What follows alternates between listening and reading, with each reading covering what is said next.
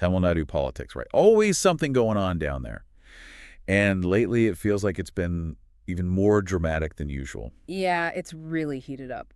Yeah, I mean, we're seeing reports about these BJP leaders getting detained during some pretty intense protests, and it's all tied to this whole thing about a possible liquor scam. A big one, potentially. Yeah, so we decided to jump into it, try and get a handle on what's actually going on, read through a bunch of news reports. Cut through the noise, right? There's always so much spin when these things happen. Exactly. So that's our mission today. We want to break down the accusations, see how people are reacting, and just, get a sense of the bigger picture here. It sounds good.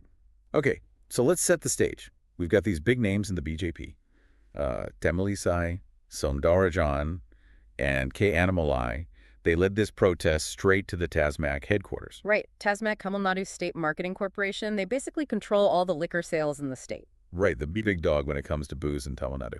So what actually went down at this protest? Fill us in. Well, from what we're seeing, it was basically a direct reaction to these allegations about a ton of shady stuff happening within TASMAC. Irregularities. Exactly. And the police response was pretty quick. Both Soundararajan and Annamalai were detained, apparently. And here's the interesting part. Soundararajan is claiming she was actually taken from her home. Like before she even got to the protest. That's what she's saying, yeah. That's pretty aggressive. Yeah. And I'm guessing Annamalai wasn't too happy about any of this. Oh, not at all. He was pretty vocal about it from what we've seen, criticizing the DMK government, saying using lower-level officials to handle the detentions was a sign they were nervous. Because they knew it would be controversial. I think so. He even hinted that there would be more protests, but unannounced this time. So, bit of a strategic game there, trying to keep the government guessing. Always a good move in politics, right? Keep the other side on their toes. Yep. And we saw some conflicting reports about where they were actually held. Like some online pictures the BJP put out suggested it was this function hall, not a police station. Yeah, that was strange. And then you've got the police saying the protest didn't even have the right permits.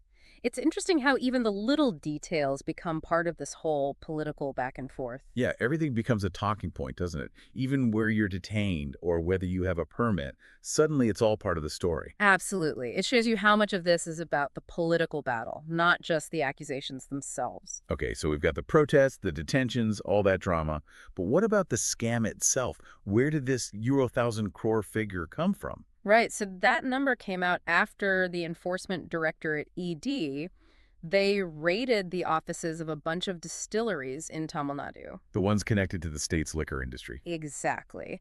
And based on what they found, they're saying there's potentially a 1,000 crore fraud going on. And the ED, they investigate financial crimes, right? Yeah, so them being involved definitely makes things a bit more serious. No kidding. So how did they supposedly pull it off? What did the ED find? Well, the reports mention a few things. One, they're saying these distilleries were inflating their expenses, like making their costs seem way higher than they actually were. Okay, that's classic, right? Cook the books a little. Yeah, pretty much. And then there's this whole thing about fake purchases. They're alleging these companies were creating records for transactions that never happened. Picking stuff up out of thin air. Yep. And the big one is that they were apparently messing with the bar license tenders, rigging it to favor certain distilleries. So not exactly a level playing field. Wow, so it sounds like there was a pretty deliberate effort to game the system. That's what it looks like. And the ED didn't just stop at the distilleries themselves, did they? Nope. They also raided some properties that are supposedly connected to the excise minister, Senthil Balaji. So the guy in charge of the whole industry. The very same. Which, definitely raises some questions. Yeah, it makes you wonder. Now, Minister Balaji has responded to all this. What's he saying? Well, he's flat out denying everything, calling it politically motivated. I was going to say that's the classic response in these situations, isn't it? It's pretty common, yeah, especially when you have strong regional parties facing off against the national opposition. His argument is basically that this is just the BJP trying to use the ED to attack their rivals in Tamil Nadu. Because of all the disagreements they have on other issues, like the Hindi language stuff or those constituency boundary changes. Right, exactly. He's saying it's all payback. And he's got a few specific points to back up his claim. Like, he's pointing out that the ED hasn't even given them the FIRs yet. The first information reports, right. The thing that starts the whole investigation. Yeah, those. And he's also saying there's no proof of corruption in things like how the money's moving around or how the liquor is transported. And his biggest point is that if there is anything fishy going on, it's all with the private bottling companies. Not TASMAC itself. Right. He's saying the state government doesn't have anything to do with that part of the business. Interesting. Trying to separate the government from the private companies. Exactly. Deflecting the blame, basically. Saying, hey, if there's a problem, it's over there, not with us. Smart move, politically speaking. Sure. Okay, so we've got this Euro 1,000 core figure floating around. Then, out of nowhere, AIADMK chief Edapati Palaniswamy drops this bombshell. Oh, yeah. That's where things get really wild. He's claiming the scam could actually be worth 40,000 crore. Wait, 40,000 crore? That's a huge jump from 1,000 crore. It's a massive difference. And how did he come up with that number? It's tough to say, honestly. The reports we've seen don't really break down his calculations. Could be he's looking at a longer time period or different kinds of irregularities or even just a different way of figuring out the value. It's also possible he's just trying to, make things sound as bad as possible. To ramp up the pressure on the government. That's a classic political tactic. It definitely works. Okay, so we've got protests, detentions, these massive allegations, denials, accusations of political gamesmanship. It's a lot to take in.